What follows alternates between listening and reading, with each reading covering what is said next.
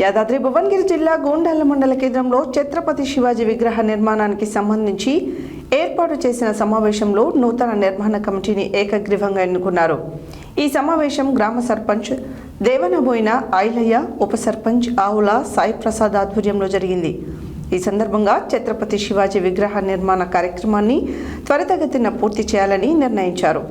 Committee అధ్యక్షులుగా రొయ్యల ఉపేందర్, ప్రధాన కార్యదర్శి ఆవుల సాయి తేజని నియమితులయ్యారు. యాదాద్రి భువనగిరి జిల్లా గూండాల మండల కేంద్రంలో ఛత్రపతి శివాజీ విగ్రహ నిర్మాణానికి సంబంధించి ఏర్పాటు చేసిన సమావేశంలో నూతన నిర్మాణ కమిటీని ఏకగ్రీవంగా ఎన్నుకున్నారు. ఈ సమావేశం గ్రామ సర్పంచ్ దేవనబోయిన ఐలయ్య, ఉప సర్పంచ్ ఆవుల సాయి ప్రసాద్ ఆధ్వర్యంలో జరిగింది. ఈ సందర్భంగా ఛత్రపతి శివాజీ విగ్రహ నిర్మాణ కార్యక్రమాన్ని త్వరితగతిన పూర్తి చేయాలని నిర్ణయించారు. కమిటీ పదవులను కింది విధంగా ఏకగ్రీవంగా ఎన్నుకున్నారు. కమిటీ వివరాలు: అధ్యక్షుడు రొయ్యల ఉపేందర్, ప్రధాన కార్యదర్శి ఆవుల సాయి తేజ, ఉపాధ్యక్షులు సుధాగాని హరికృష్ణ, వల్లాల రామ్మూర్తి, అనపర్తి ప్రమోష్, కోశాధికారి కొడపర్తి శేఖర్, సహాయ కార్యదర్శి శివకుమార్, ప్రచార కార్యదర్శులు పబ్బతి మధుసూదన్ రెడ్డి, శ్రీరాములు, ఉదయ్, కార్యవర్గ సభ్యులు దేవనబోయిన మల్లేష్, బంగారాజు, సోమన్న,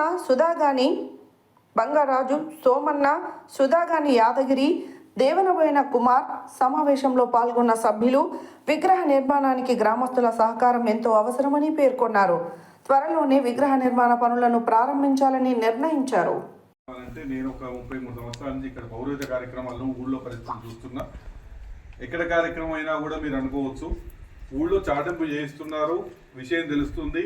ప్రతి విషయంలో కూడా ముందుకు సాగడం లేదు. మన ఊరు విషయంలో చాలా విషయాల్లో మీరు మొన్న ప్రతిష్ట విషయం మీ కొందరికి యువకులు బాధకరంగా అనిపించవచ్చు. నాకు కూడా అర్థమైంది, నా దృష్టి కూడా వచ్చింది, నాకు తెలిసింది. ప్రతిష్ట అనేది 3 సంవత్సరాలు వాయిదా పడింది. 3 సంవత్సరాలు వాయిదా పడిన ప్రతిష్ట కార్యక్రమాన్ని అక్కడ కూర్చున్నాక ఏ కమిటీ వేయకుండా చేసినటువంటి కార్యక్రమం అది. ఎవరికి బాధ్యత లేదు. కాకుండా ఆ రోజు ఏం చేశారంటే, అక్కడ కూర్చున్న వాళ్ళకు వచ్చినటువంటి యువకులు ఉన్నారు, ఇందులో పాల్గొన్న వాళ్ళు ఎవరు లేరా చెప్పండి? ప్రతిష్టలో యూత్లో కనీసం 3, 4, 5 లేరా? మరి యూత్ లేదనే ప్రశ్న అనేది మీరు అనొద్దు. ఒకటి. రెండోటి ఏంటంటే, మీరు ప్రతిష్ట కార్యక్రమం మొత్తంలో చాటింపు చేయించిండ్రు, ఊళ్ళందరూ తెలిసిన వాట్సాప్ గ్రూప్ క్రియేట్ చేసిండ్రు. వాట్సాప్ గ్రూప్లో రకరకాలుగా వచ్చినాయి. అది సెకండ్ ఆప్షన్. తర్వాత కార్యక్రమంలో ఖర్చుకు విషయంలో వచ్చే వరకు మన ఊళ్ళో జరిగే కార్యక్రమం స్పందన ఏ ఊర్లో ఎక్కడ జరగలేదు. ఆ విధంగా డబ్బులు సమకూర్చినాయి.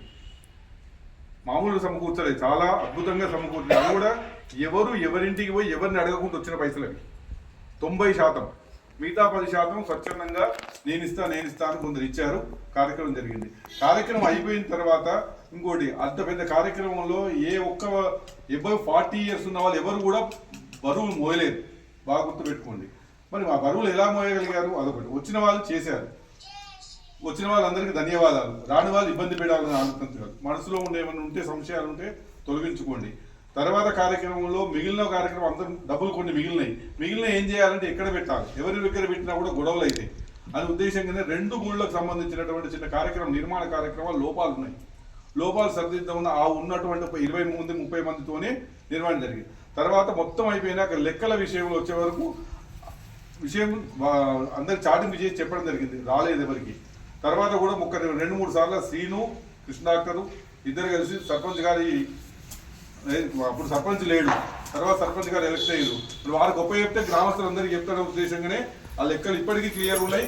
ఎప్పుడంటే అప్పుడు చెప్పడానికి సిద్ధం. రెండోది ముఖ్యం పెట్టింది, ఇక నుంచి జరిగే కార్యక్రమాల్లో ఎక్కడ జరిగినా యువకులు ఒకరికి అంటే పర్సనల్గా నాకు ఫోన్ చేయలేదు అనుకోకుండా గ్రామంలో ఒక గ్రూప్ ఉన్నది.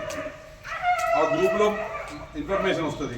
రెండోది చాటింపు జరుగుతుంది. అది గ్రామ సాంప్రదాయం కాబట్టి ఈ 2 విని మాత్రమే మనం స్వచ్ఛందంగా పాల్గొనాలి. అది సహజం.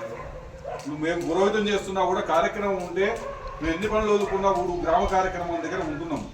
కాకుండా ఆ సమయానికి రెడీ అయిందంటేనే పోతున్నాము. అంటే ఆ విధంగా అందరం చేద్దాం. దయచేసి ఏమన్నా మనసులో ఆవేశాలు ఉంటే ఇక నుంచి తగ్గించుకోండి. జరిగిన ఏమన్నా ఉంటే ఎక్కడ జరిగితే మీ దృష్టికి వస్తే చెప్పండి, సరిదిద్దుకుందాము. ఇప్పుడు ఇంకోటి, శివాజీ గురించి అయితే గ్రామంలో ఒక మంచి స్థలం సెలెక్ట్ చేయండి. రెండోది ఇంకోటి కూడా, మీరు వీళ్ళందరూ ఇన్వాల్వ్ కావాలంటే దీనికి దాతలు అవసరం. దాతలు అంటే బాగా డబ్బులు ఇచ్చారు, 1 లక్ష ఇస్తాను, 50 ఇస్తాను, 20 ఇస్తారు. అలా కాకుండా ఇంటికి 1000, 2000, 3000 వసూలు చేయండి, అందరినీ ఇన్వాల్వ్ చేయండి. నా అభిప్రాయం.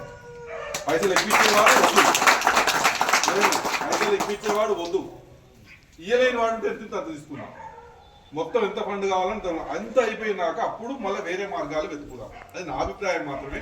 అది నచ్చితే అందరు ఆమోదం ఉంటాయి. ఎందుకంటే ఆయన పైసలు ఇప్పించాడు కాబట్టి ఆయన పేరు ముందు పెట్టాలి. ఈయన పైసలు ఇవ్వలేడు కాబట్టి ఈయన పేరు అసలే ఉండదు.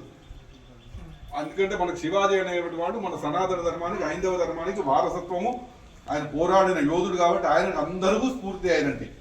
ఆయన వెనుక ఉన్న వాళ్ళమే మన జాతి. కాబట్టి దానికి నా అభిప్రాయంగా నేను చెప్పాను. దయచేసి మరొకసారి ఏంటంటే అందరికీ యువకులు అందరూ కూడా ఏంటంటే మీరు ముఖ్యంగా ఒక 15 నుంచి 20 మందితో కమిటీ వేయండి. ఈ కమిటీలో కూడా 20 కాదు 30 మంది వేసినా కూడా దాంట్లో 5 విభాగాలు చేయండి. 5 విభాగాలు గ్రామంలో జరిగే కార్యక్రమాలలో వాళ్ళందరూ ముందుండి నిలబడాలి. దేవాలయ కార్యక్రమాలు ఒకరు చేయాలి, స్వచ్ఛంద కార్యక్రమాలు ఒకరు చేయాలంటే, ఇంకా వేరే విద్యా స్కూల్కి సంబంధించినటువంటి అవి కార్యక్రమాలు అందరు విభాగాలు చేస్తే బాగుంటుంది అని నా అభిప్రాయం. ఇంకోటి, మీ సమయాల్లో 5గురిట్లో కనీసం 3 పాల్గొంటారనే ఉద్దేశం. ఎందుకంటే పర్సనల్ కార్యక్రమాలు అందరికీ ఉంటాయి. ఆలోచించి మీరు నిర్ణయం తీసుకోవడానికి మీ వెనకాల సహకారం అందించడానికి అయితే ఎల్లవేళలా నేనైతే సిద్ధంగా ఉంటాను. విషయాలు ఏంటంటే ఇక్కడ పిలిచిన ప్రబోధులు ఏంటంటే ఒక ఛత్రపతి శివాజీ విగ్రహం స్థాపిద్దామని గుండాలు అన్ని ఊర్లలో ఉంది, మన ఊర్లో కూడా పెట్టుకోవాలనే ఉద్దేశంతో ఒక సంకల్పంతో ఈ దాకా తీసుకొచ్చినందుకు అందరికీ నమస్కారాలు. ప్రతి ఒక్కరు కూడా ఈ దీనిలో భాష ఈ ఒక్కరోజు వరకే మాట్లాడి రేపు నేను హైదరాబాద్ ఉంటా లేకపోతే నేను ఎక్కడో ఉంటా అనేది కాదు. ఈ సంకల్పం అనేది అయిపోయేదాకా, ఎస్టాబ్లిష్ నిలబడేదాకా, దాని తర్వాత ఫర్దర్ కార్యక్రమాలు ఏం చేయాలని కార్యక్రమం ప్రతి ఒక్కరు భాగస్వామ్యం కావాలి. మన ఊర్లో ప్రతి ఒక్క దైవ కార్యక్రమం కానీ సేవా కార్యక్రమం కానీ అందరు పాల్గొనాలి. ఇప్పుడు నేనేదో చెప్పినా డబ్బు ఇచ్చినా రావాలని కాదు, నీలో ఉండాలి, నీ దైవభక్తి ఉండాలి, నీలో సేవ చేసే గుణం ఉండాలి. అప్పుడు మాత్రం ఏ కార్యక్రమం చేసినా మన సక్సెస్ అయితే మన ముందు పోతాం, మన ఊరు కూడా డెవలప్ అయింది. మన ఒక్క విషయం కాదు, మన ఊర్లో జరిగే ఎలాంటి అరాచకాలైనా అన్నింటి ఆధారపడవచ్చు.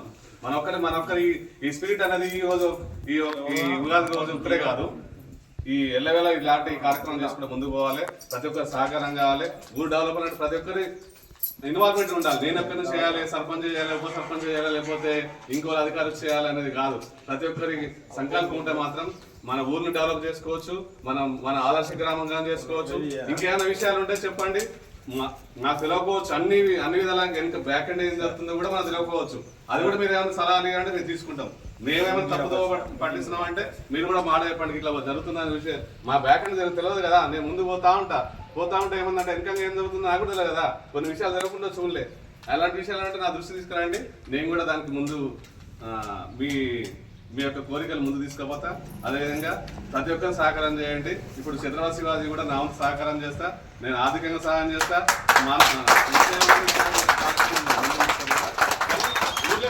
సేవా కార్యక్రమం కానీ అందరు ముందు ఉండండి. నాకు చెప్పలేదు శంకర్ చెప్పిండు, లేకపోతే ప్రకాష్ చెప్పిండు, సూర్య చెప్పిండు, లేకపోతే రామచంద్ర చెప్పిండు, ఇది అందరూ అనకుండా ప్రతి ఒక్క మన ఇంటి కార్యక్రమం లెక్కన చేసుకుందాం. ఇదేదో సర్పంచ్ చేస్తున్నాడు అప్పుడు ఆయన చేసుకొని పోవని అనేది కాదు.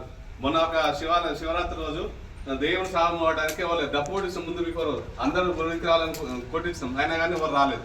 అలాంటి కార్యక్రమం ఉన్నాయి కాబట్టి అలాంటి ముందు డప్పోడిస్తాం. కానీ మనందరూ దైవాన్ని భక్తి అనేది ఉంటే వాటికి వచ్చి సేవ చేయొచ్చు. ప్రతి ఒక్కరికి అవకాశం ఉంటుంది. నేను ఒక్కరినే చేయాలి లేకపోతే ఇంకోళ్ళు చేయాలని కాదు. అందరు దయచేసి అందరూ ఇలాంటి కార్యక్రమం ముందుకు సాగాలని కోరుకుంటూ ధన్యవాదాలు.